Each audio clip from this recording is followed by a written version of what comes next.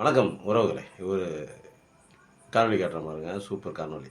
இருந்தால் மட்டும்தான் அவரால் இன்னைக்கு தமிழ்நாட்டில் நடமாட முடியும். திமுக என்ற ஒரு கட்சியோட தயவு இல்லைன்னு சொன்னா உண்மையிலேயே திருமாவளவனால் தமிழ்நாட்டில் நடமாட முடியாது. ஏன்னா அவ்வளவு எதிர்ப்புகளை இன்னைக்கு திருமாவளவன் சம்பாதிச்சு வச்சிருக்காரு. ஒரே ஒரு கேள்வி கேட்டாருங்க. அவரு என்ன தெரியுமா கேட்டாரு? பகல்கம்ல தாக்குதல் 26 பேர் செத்தா, அதை திருமாவளவன்ற கயவன் கபோதி கேட்கறான். அவங்க ஒன்னும் பேண்ட கழட்டி இந்துவா முஸ்லீமா பார்த்து கொண்ட மாதிரி தெரியலையே அப்படின்னு அப்பட்டமாக அந்த தீவிரவாதிகளுக்கு ஆதரவாக பேசக்கூடிய கயவன் தான் அந்த திருமாவளவன். எவ்வளவு கொச்சான வார்த்தை. செத்து போன கணவருடைய மனைவி சொல்றாங்க அவன் எப்படி கொன்னான்னு சொல்றாங்க. அதை கூட நம்பாம இது நம்பும்படியாக இல்லைன்னு ஒருத்தன் சொல்றான்னு சொன்னா நீ எல்லாம் எப்படி தலைவனா இருக்கிற? யாரா நீங்களாம்? யார் நீங்களாம் நான் கேக்குறேன். எங்கோ இருக்கக்கூடிய கேட்டீங்களா?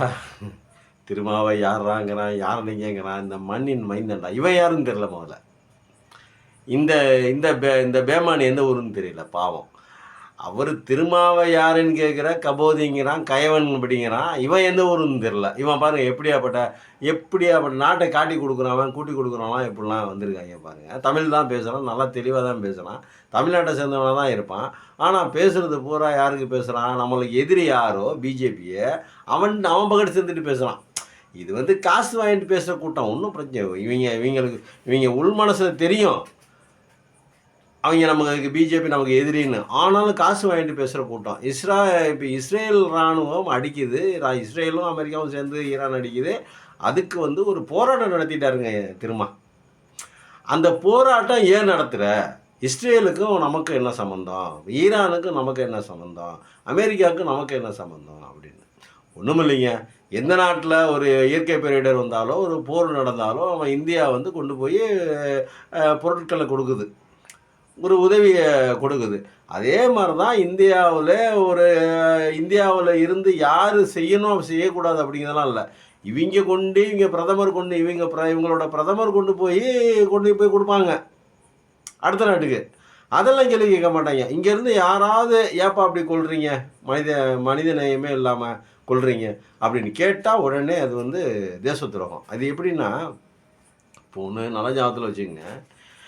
இஸ்ரேலுக்கு இப்போ சரி, ஈரானுக்கும் நமக்கும் சம்மந்தம் இல்லை, அதனால் திரும்ப பண்ணுறது போராட்டம்னு வச்சுக்க. இப்போ இஸ்ரேலுக்கு நமக்கு என்ன சம்மந்தம்? இவர் ஏன் இங்கேருந்து போகிறாரு, பிரதமர் ஏன் இங்கேருந்து போகிறார்? 48 மணி நேரம் போர் ஆரம்பிக்கிறதுக்கு 48 மணி நேரத்துக்கு முன்னாடி இஸ்ரேல் போய் பிரதமரை அந்த நெதன்யாகுவை கட்டிப்பிடிச்சி அவர் சம்சாரத்தோட நின்று பேசிட்டு அந்த போட்டோ வீட்டெல்லாம் நம்ம பார்த்தோம். அதெல்லாம் வைரல் ஆனிச்சு.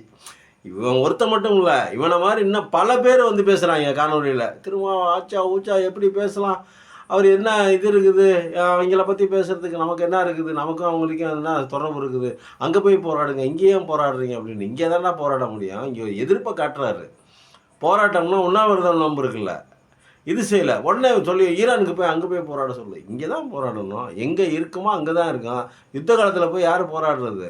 இந்தியாவோட பிரதமர் எதுக்கு 48 மணி நேரத்துக்கு முன்னாடி எதுக்கு அங்கே போனார், என்ன பண்ணார், எதுக்கு இந்தியா பிரதமர் போயிட்டு வந்தோடனே எதுக்கு சண்டை வந்துச்சு? இதெல்லாம் பேசுனா நம்ம தேச துரோகிம்பாங்க, நம்ம மேலே வழக்கு போடுவாங்க. இதெல்லாம் கேள்வி கேட்க மாட்டான் அவன். இவனை மாதிரி பஞ்ச பரதேசிகள் இருக்கான் பாருங்க, இவனை மாதிரி புழைக்க வந்த நாதாரிகள் வந்தேரிகள் இருக்காங்க பாருங்க, அவங்களோட சேர்ந்துக்கிட்டு இவன்லாம் என்ன பேசுகிறான் அப்படின்னா, திருமாவை போய் கொச்சைப்படுத்துகிறான். நீ தமிழ்நாட்டு மண்ணில் தான் இருக்கியா, எந்த ஊர்லேருந்து பேசுகிறேன்னு தெரியல. நீ காசு வாங்கிட்டு பேசுகிறங்கிறது நல்லாவே தெரியுது. பிஜேபிக்கு சொம்படிக்கிறதுன்னு முடிவு பண்ணிட்டீங்க, அடிங்க, ஒன்றும் பிரச்சனை இல்லை. நீங்கள் சொம்படிக்கிறதுக்கு தான் சொம்படிச்சு தானே அவன் தமிழ்நாட்டுக்குள்ள நுழைய பார்க்குறான். நுழைஞ்சி வந்ததுக்கப்புறம் தான் தெரியும் வயிற்று வலி. முதல்ல பாதிக்க போகிறது இவங்களாக தான் இருப்பாங்க. முதல்ல பிஜேபி ஆட்சிக்கு வந்துட்டா முதல்ல பாதிக்கப்பட போகிறது இவங்க பண்ணமோ நினச்சிட்டு இருக்காங்க. பிஜேபினா என்ன ஒரு சாதாரண ஒரு விஷயம், பிஜேபி ஆட்சிக்கு வந்தால் எப்படின்னு. பிஜேபி ஆட்சிக்கு வந்தால் என்ன நடக்கும் அப்படிங்கிறத ஆஷிபாங்கிற ஒரு பொண்ணு அவங்க பெற்றோர் அவங்கள்ட்ட போய் கேட்டுப்பார். காஷ்மீரில் இந்த முண்டைக்கெல்லாம் சொல்கிறேன் நான். இவனை மாதிரி அதுங்களுக்கு தான் சொல்ல வேண்டியிருக்குது. ஆசிபான்னு ஒரு குழந்தை 8-7 வயசு குழந்தைய ஒரு 5-6 பேர் தடிமாடுங்க எல்லாம் போலீஸில் இருக்கிறவன். அதில் ஒருத்தன் போலீஸ்காரன் தான் இப்போ கெடுத்து கோயிலுக்குள்ளே வச்சு கர்ப்பகிரகத்தில் வச்சு கெடுத்தாங்களே இந்த பரதேசிக்கு. அதெல்லாம் தெரியுமா? கோத்ரா ரயில் எரிப்பு சம்பவத்தில் பில்கிஸ் பானுன்னு ஒரு அம்மா, அந்த அம்மாவோட கதையை கேட்டிருப்பானா இவன்? முன்னப்பனை கேட்டிருப்பானா? என்ன இங்கே எவன் காதில் பூ சுற்றி இருக்கான்? தமிழ்நாட்டில் இருக்கிறவனுக்கு ஒன்றும் தெரியாது. நம்ம எது வேணாலும் சொல்லலாம், திருமாவை திட்டலாம், திமுகவை திட்டலாம், பிஜேபி பிடிக்கலாம். என்னடா பண்ணிச்சு உன் கட்சி இது வரைக்கும்? இந்த நாட்டுக்கு 11 வருஷம் முடிஞ்சு போச்சு. 11 வருஷம் முடிஞ்சு 12 வருஷம் நடக்குது. 12 வருஷத்தில் இந்த நாட்டுக்கு, இந்த இந்திய நாட்டுக்கு என்ன என்ன என்ன பண்ணிருச்சு? ஏன் சும்மா எப்போ பார்த்தாலும் பிஜேபிக்கே தூக்கி கொடி பிடிச்சிக்கிட்டு இருக்கீங்க? இந்தியா வல்லரசு ஆயிடுச்சா? ஜிடிபியில் முன்னாடி வந்துருச்சா? டாலருக்கு நிகரான இந்திய ரூபாயினுடைய மதிப்பு அதிகரிச்சிருச்சா? என்ன அதிகரிச்சு? ஒன்றுமே, எல்லாம் உல்ட்டா, எல்லாமே உல்ட்டாவாக போய்கிட்டு இருக்குது. ஒன்று கூட தப்பு, ஒன்று கூட சிறக்கில்ல. ஒன்று கூட பெட்ரோல் விலையை குறைப்பான்னா ஏறிடுச்சு, கேஸ் விலையை குறைப்பான்னா எகிரிடுச்சு. ஒரு 2 கோடி பேத்துக்கு வேலை, வருஷத்துக்கு 2 கோடி பேத்துக்கு வேலை தரணும்னா கிட்டத்தட்ட 12 வருஷம், 12 2 24 கோடி பேத்துக்கு வேலை கொடுத்துருக்கணும். நாட்டில் வேலையில்லா பஞ்சாயத்தே இல்லாமல் போயிருக்கோம். முடியாது, 24 கோடி பேத்துக்கு வருஷத்துக்கு 2 கோடி பேத்துக்கு வேலை தர முடியாதுன்னு தெரிஞ்சே சொல்கிறான். 15 லட்சத்தை கொண்டு வந்து கொடுப்பாங்கிறான். அப்புறம் திருப்பி அவங்களே என்ன சொல்கிறாங்க? இல்லை இது தேர்தலுக்காக சொன்னது. அதை எப்படி நீங்கள் அதெல்லாம் ஒரு பெரிய வாக்குறுதி நீங்கள் எடுத்துக்கூடாது. தேர்தலில் ஜெயிக்கிறதுக்காக ஏதோ ஒன்று சொல்லுவோம், ஜெயிச்சு முடிச்சோன்னா மறந்துடுவோம் அப்படின்னு அவங்களே சொல்கிறாங்க. 15 லட்சம் எடுத்து கொடுக்குறேன்னு சொல்லிட்டு சொல்லலை. வீட்டுக்கு ஒவ்வொருத்தருக்கும் 5 லட்சம் எடுத்து கொடுக்குறேன்னு சொல்லலை. 15 லட்ச ரூபா கொடுக்குற அளவுக்கு அங்கே பணம் இருக்குது. ஒவ்வொருத்தருக்கும் 15 லட்ச ரூபா கொடுக்குற அளவுக்கு அங்கே பணம் இருக்குது அப்படின்னு தான் நாங்கள் சொன்னோம். எப்படி திருப்புறாங்க பாருங்கள். என்ன இவங்கெல்லாம் பேச வந்தாங்க? என்ன இதெல்லாம்? இவங்க என்ன இவன் யாரான்னு திரும்ப கேட்கலாம். இவன் யார் முதல்ல? நீ யார் முதல்ல? நீ எந்த ஊர்? நீ யார் திரும்ப நீ பார்த்து கேட்கறதுக்கு? நீ யார்? நீ ஏன்னா 65,000 பேரை கொண்டு குவிச்சிருக்கான் பாலஸ்தீனத்தில். கொண்டு குவிச்சிட்டு சும்மா இருந்த ஈரானை போய் நோண்டிக்கிட்டு இருக்கான். ஈரான் சும்மா தான் இருந்தாங்க. அவங்க ஏதாவது சண்டைக்கு வந்தாங்களா? யார் சண்டை வந்து சண்டை? சரி, நியாயமாக பேசுவான். யார் சண்டைக்கு வந்தது சொல்லு. முதல்ல யார் சண்டை ஆரம்பித்தது யார்? துபாயிலிருந்து, சவுதியிலிருந்து, ஏமன்லேருந்து, கத்தார்லேருந்து எல்லா நாட்டிலையும் கொண்டு போய் அமெரிக்க படைகளை நிப்பாட்டி வச்சுருக்கீங்களே. எதுக்கு நிப்பாட்டி வச்சுருக்கீங்க? ஈரான் அடிக்க தானே. ஏன் நீ அமெரிக்காவில் இருந்தால் இஸ்ரேலில் தான் நேரம் அடிச்சு பாரு, அவனை கொளுத்தி விட்ருப்பாங்க உன்னை நேரம். அங்கங்கே போய் அந்த நாட்டு தலைவர்களை கரெக்ட் பண்ணி அவங்களுக்கு ஏதாவது உருட்டி கிருட்டி இந்த எஃப்சின் ஃபைல் மாதிரி அவங்கள கொண்டு வந்து அவங்கள அமெரிக்கா கூப்பிட்டு வந்து அவங்கள அதில் எதுலையா அவங்கள மாட்ட வச்சு சிக்க வச்சு ஃபோட்டோ எடுத்து வீடியோ எடுத்து அவங்கள மிரட்டி அரசியல் வாழ்க்கையே இல்லாமல் பண்ணிடுவோம் அப்படின்னு. மோடியை மிரட்டினாடா, நான் நினச்சிருந்தேன் அரசியல் வாழ்க்கையே இல்லாமல் போயிருக்கோம் அப்படின்னு சொல்லிட்டு, அவர் அரசியல் வாழ்க்கையை இருந்து காப்பாற்றுறதுக்கு தான் நான் இது மாதிரி பண்ணேன்னு சொல்லிட்டு ட்ரம்ப் சொன்னானேடா. அவன்கிட்ட போய் கேட்கறதுக்கு யோகிதை இல்லை இவனுக்கு. ஏன்னா எங்கள் பிரதமர் அப்படி சொல்கிறா, இந்திய திருநாட்டினுடைய பிரதமர் ஏன்டா அப்படி சொல்கிறா? ஒரு இறையாண்மை மிக்க நாடு இன்னைக்கு ஒரு வல்லரசு ரேஞ்சில் இருக்குது. 2014 படி வல்லரசாக தான் இருந்துச்சு, 4வது வல்லரசாக இருந்துச்சு. இப்போ கொஞ்சம் குறைஞ்சிச்சின்னு வைங்க. அது இவர் வந்ததுனால தான் குறைஞ்சிச்சின்னு வைங்க. அது தெரியும் நமக்கு. இருந்தாலும் குறைஞ்சாலும் கூடினாலும் இருந்தாலும் நம்ம பிரதமர் தானே. நீ ஏன்டா எப்போ நீ சொல்லலாம்னு சொல்லிட்டு நீ போய் கேட்டிங்களா? நீங்கள் இந்தியா பாகிஸ்தான் வர நான் தானே 52 தடவை சொல்லியிருக்கானே, அதை போய் எவனா கேட்டீங்க? அதெல்லாம் கேட்கறதுக்கு உங்களுக்கு நாக்கு வராது. அதெல்லாம் கேட்டால் அவங்க வாயில் அடைச்சிருவாங்க. அதை பற்றி பேசவே மாட்டாங்க. இப்போ அவர் இந்திய கடற்படையோட முன்னாள் தளபதியாக இருந்தவர், அவரோட இது புஸ்தகம் வெளியே அது ஒரு பெரிய சர்ச்சையை உண்டு பண்ணிச்சு. அதை பற்றி என்ன கிட்டத்தட்ட 150 கிலோமீட்டருக்கு உள்ளே வந்துட்டாங்களா அவங்கள? அதை பற்றி என்ன நினைக்கிறீங்க நீங்கள்? அதை பற்றி பேசுங்களேன். நீங்கள் வெக்கமாக இல்லையாடா உங்களுக்கு இதெல்லாம் பேசுகிறதுக்கு? இதில் இல்லைண்ணே, உங்களுக்கு வெக்கமாகவே இருக்காதானே உங்களுக்கு? இதெல்லாம் பதில் சொல்லணே. அவங்க இராணுவ வீரர்கள் 150 கிலோமீட்டர் உள்ளே வந்துட்டாங்களாம், ஒரு நகரத்தையே அமைச்சிட்டாங்க அப்படிங்கிறான். அதெல்லாம் ஏன் கேட்க மாட்டேங்கிறீங்க? இது பார்லிமெண்ட்டில் ராஜீவ்காந்தி கேட்டாக்கா உடனே கொதிக்கிறீங்க. பதில் கேட்டால் பதில் சொல்ல வேண்டியதான்றான். மானங்கட்ட கூவைங்களா, ஆக்கங்கட்ட கூவைங்களா? ஒன்று கூட உருப்படியாக பண்ணல. அதானியை பணக்காரன் ஆக்கியிருக்கீங்க, அம்பானியை பணக்காரன் ஆக்கியிருக்கீங்க, இருக்கிற ப்ரைவேட்டை பூரா விற்றுருக்கீங்க.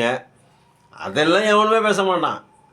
இவங்களுக்கு பதில் சொல்கிறதுக்கு இவங்கெல்லாம் ஒரு ஆள் நம்ம உட்காந்து பதில் சொல்லிட்டு இருக்க பாருங்க. அதை நினச்சா தான் வேதனையாக இருக்குது. ஏன்னா எதுக்கு பதில் சொல்கிறோம் அப்படின்னா, இவங்க பாட்டு பேசிக்கிட்டே இருப்பாங்க. ஒரு பொய்யை பல தடவை பேசுகிறோம், உண்மையாயிரும். 1,76,000 கோடி ரூபா 2G ஸ்பெக்ட்ரம் ஊழல் 2G ஸ்பெக்ட்ரத்தில் ஊழல்னு சொல்லிட்டு பரப்புனது இவங்க தான். பரப்புனது இவங்க தான். ஆனால் அதை பற்றி அதுக்கப்புறம் அதுக்கு கோர்ட்டில் கேஸ் நடக்கும்போது அது இல்லை, இது இல்லை, குற்றம் எல்லாம் எதுவும் நடக்கலை, கரெக்டாக தான் நடந்திருக்குது அப்படின்னு சொல்லிட்டு சுப்ரீம் கோர்ட் தீர்ப்பு வந்ததுக்கப்புறம் அதை பற்றி பேசவே மாட்டாங்க, வாயே திறக்க மாட்டாங்க. ஆனால் 1,70,000 கோடி 1,76,000 கோடி ஊழல் ஊழல் ஊழல் ஊழல்னு சொல்லி இவன் அண்ணாகாசரேன்னு ஒரு உத்தமம் இருந்தான், மக்கள் உலகமாக உத்தமம், அவனை வச்சு அது போராட்டம் நடத்த சொல்லி காங்கிரஸ் கவர்மெண்ட்டை கொடுத்து கவுத்து அவ்வளவு பொய் அவ்வளவு பொய், இவ்வளோ ஓட்டு திருட்டி இருக்காங்களே, அதை பற்றி பேசுகிறாங்கன்னா பேச மாட்டாங்க. ராகுல் காந்தி கேட்ட கேள்விக்கிட்ட ஒரு பதில் கூட சொல்லலை. ராகுல் காந்தி பொய் சொல்கிறாரு. பொய் சொன்னால் நீ கேஸு போடு, நிரூபி. ஒன்று கூட வேஸ்ட்டுங்க, அட்டு வேஸ்ட்டு. 12 வருஷத்தில் இந்தியாவை 50 வருடங்கள் பின்னோக்கி எடுத்துருக்கிறான் அந்த ஆள். அதை பற்றி அவனா பேசுகிறானா பேச மாட்டாங்க. திரும்ப ஏதோ போராட்டம் பண்ணிட்டாரான், என்னமோ அவர் என்னமோ பொது சொத்து அழித்த மாதிரியும், அவர் என்னமோ இவனை பிடிச்சி இவனை கூட்டிகிட்டு வந்து இவனை எதாவது பண்ணுறாரா அவர்? இப்போ பேசுனானே பார்த்தீங்களே, இப்போ பேசுனானே, சரி யாரா நீங்களாம் அப்படின்னு சொல்லி கேட்குறானே, இவன் யார் முதல்ல? இவனுக்கு திரும்பக்கு என்ன சம்பந்தம்? அவர் கவர்மெண்ட்டுக்கிட்ட சொல்கிறாரு. என்ன சொல்கிறாரு? ஐயா, தேவையில்லாமல் போய் அடிக்கிறாங்க குழந்தைங்க எல்லாம், பட்னி, எல்லாம் பசியும் பட்னி இல்லை பஞ்சத்தில் இருக்காங்க, அந்த நாடு ஏற்கனவே வறுமையில் இருக்குது, அந்த நாட்டு மக்களை கொல்லாதீங்க, அந்த குழந்தைங்களை கொல்லாதீங்க, அந்த பெரியவர்களை கொல்லாதீங்க, உயிர்களை கொல்லாதீர்கள் அப்படின்னு ஒரு மனித நேயத்தோட ஒரு மனுஷன் போராட்டம் நடத்தினா இவனுக்கு எங்கே அடியில் குத்துதுன்னு தெரியல இவனுக்கு. இவன் மட்டும் இல்லை, இவனை மாதிரி நிறைய ஆளுங்க. இன்னொருத்தன் வந்து சொன்னான் பாருங்க, இதான் அப்பா இஸ்ரேலில் பார்த்தா அவருக்கு பாராளுமன்றத்தில் புகழாராம், அங்கே புகழாராம், இங்கே புகழாராம், இங்கே கட்டி பிடிச்சாங்க, இங்கே கை கொடுத்துக்கிட்டாங்க, இங்கே குலுக்குனாங்க, அங்கே தூக்குனாங்க, இங்கே வச்சாங்க, இங்கே எடுத்தாங்க. எவ்வளவு பில்டப் என்ன பண்ண? இப்போ நீ இஸ்ரேலுக்கு போய் என்ன பண்ண உனக்கு தெரியுமா? பேசுகிற உனக்கு தெரியுமா? பிரதமர் போனாரியா, இந்திய பிரதமர் போனார், இஸ்ரேல் போனார், நேதனியாக கட்டி பிடிச்சார், அவங்க மனைவிகிட்ட கை கொடுத்தாரு, கை கொடுக்குனாரு, எல்லாம் ரைட்டும் முடிஞ்சு போச்சு. என்னத்துக்காக போனார், ஏன் போனார், போனதுனால என்ன நடந்துச்சு, அது சொல்லு. அது தெரியுமா உனக்கு? எதுவுமே தெரியாது. அந்த ஆள் அவங்கள கூப்பிட்டாங்களா இல்லையான்னு தெரியாது. சைலண்ட்டாக போனார், சைலண்ட்டாக வந்துட்டார். அவங்க ஒரு வேளை நான் உங்கள் கூட இருக்கிறேன், நீங்கள் ஈரான் அடிங்க அப்படின்னு சொல்லிட்டு வந்தாரா என்னன்னு தெரியாது. இங்கே வந்து என்ன பண்ணுறாரு, போரை நிறுத்துவதற்கு முயற்சி செய்யுங்கள் அப்படின்னு சொல்லிட்டு டெலிஃபோனில் சொல்கிறாரு, இப்போ இதில் சொல்கிறாரு, டிவியில் சொல்கிறாரு. ஏன் இதை நீ வந்து நேராக அங்கே போய் சொல்லிட்டு வந்துடலாம்ல? ஏப்பா போகிற சண்டை போடுறீங்க, இருங்கப்பா பேசிக்கலாம்ப்பா அப்படின்னு சொல்லலாம்ல? அப்பாவி குழந்தைங்க, கை குழந்தைங்க, முடியாதவங்க, வயசானவங்க, பெண்கள், குழந்தைகள், ஆண்கள் அனைவரையும் ஏகவிதமான பாதுகாப்பு இல்லாமல் இஸ்ரேல்காரன் கொள்கிறான். சின்ன குழந்தைங்க பிச்சை எடுக்கிற மாதிரி போய் இந்த சண்டை காலத்தில் ஒன்றுமே இல்லாமல் கடை கண்ணி எதுவுமே திறக்காமல் ஒன்றுமே இல்லாமல் சாப்பிட்டு வழி இல்லாமல் யாரோ இந்த இந்த ரெட் கிராஸு அவங்கள மாதிரி இருக்கிற அந்த ஒரு தொண்டு நிறுவனங்கள் கொடுக்குற அந்த காசு, அந்த ரொட்டி துண்டையும் அந்த பாலையும் வாங்குறதுக்கு லைனில் போய் நிற்கிறாங்க. பச்சை குழந்தைங்களாம் நிற்கிறாங்க. கரெக்டாக அதில் போட்டு குண்டு போட்டு 40 குழந்தைங்க 50 குழந்தைங்க ஒரே நேரத்தில் கொள்கிறாங்க இஸ்ரேல்காரங்க. அவன்லாம் ஒரு ஆள், இத்தனை நாடு, அந்த அவன் குடியிருக்கிற இடமே பாலஸ்தீனத்துக்கு சொந்தம். அதுவே ஓசியில் அவனுக்கு கொடுத்தது. ஓசியில் கொடுத்த இடத்துல வந்து உட்காந்துக்கிட்டு என்ன அடிச்சம் பண்ணுறான், அட்டுழியம் பண்ணுறான், அராஜகம் பண்ணுறாங்க. இதை தட்டி கேட்குறது இல்லையா? இதுக்கு கொஞ்சம் அரசாங்கம், இந்திய அரசாங்கம் இப்போ தான் போயிட்டு வந்தார் மோடி, இவர் சொன்னால் அவர் கேட்குறதுக்கு ஒரு வாய்ப்பு இருக்குது அப்படின்னு ஒரு போராட்டத்தை நடத்தி அதன் மூலம் இப்போ திரும்ப சொன்னோடனே பிரதமர் கேட்டு வரா, ஒரு 1000-5000 பேர்த்த 10,000 பேர்த்த கூட்டி போராட்டமாக நடத்தினா, ஏப்பா எங்கள் நாட்டில் கூட போராட்டம்லாம் பண்ணுறாங்க, ஏப்பா அவனை போய் அடிக்கிறீங்க, அவன் பாடு செவனே இருந்தானே அந்தால ஏப்பா கொண்டீங்க, அந்த ஆள் முதல்ல அடித்தாரா நீங்கள் முதல்ல அடிச்சிங்களா, நீங்கள் தானே அடிச்சிங்க, ஏன் அந்த ஆள் மேலே அந்த சும்மா இருந்த நாட்டு மேலே நீங்கள் ஏன் குண்டை போடுறீங்க அப்படின்னு கேட்பாருங்கிற நம்பிக்கையில் தான் திருமா போன்றவர்கள், நம்மளை மாதிரி ஆட்கள் அதை பற்றி பேசுகிறோம். எந்த ஊரில் இருந்தாலும் மனிதன் தானேங்க, எந்த ஊரில் இருந்தாலும் மனுஷன் தானேங்க. அவனுக்கு 2 காது 2 கண்ணு ஒரு வாய் 2 மூக்கு இதெல்லாம் இருக்க தானேங்க செய்யுது. நம்மள மாதிரி தானேங்க அவன் சிவப்பாக இருப்பான், நம்ம கருப்பாக இருக்கிறோம், வெள்ளையாக இருப்பான், நம்ம கருப்பாக இருக்கிறோம், அவ்வளோதான். இது ஒரு மனிதனை கொள்றீங்களாடா, இது நியாயமா? இது கொஞ்சம் தட்டி கேளுங்க இந்தியா ஐயா கொஞ்சம் தட்டி கேளுங்க ஐயான்னு சொல்லிட்டு போராட்டம் நடத்துறத ஒரு குத்தங்கிறாங்க. அரிது மானிடராய் பிறப்பது அரிது அப்படின்னு சொல்லிட்டு ஒரு இது இருக்குது. அந்த மானிடராய் பிறப்பதற்கு அந்த அரிது அரிது மானிடராய் பிறப்பது அரிது அப்படின்னு சொல்லிட்டு சொல்கிறாங்க. அப்படி இருக்கிற அந்த மானிடத்தை கொன்று சவக்குழியில் ஒரு குண்டை போட்டு 50 பேர் 100 பேர் 200 பேர் 500 பேர் 1000 பேர் எதுக்குடா அதெல்லாம்?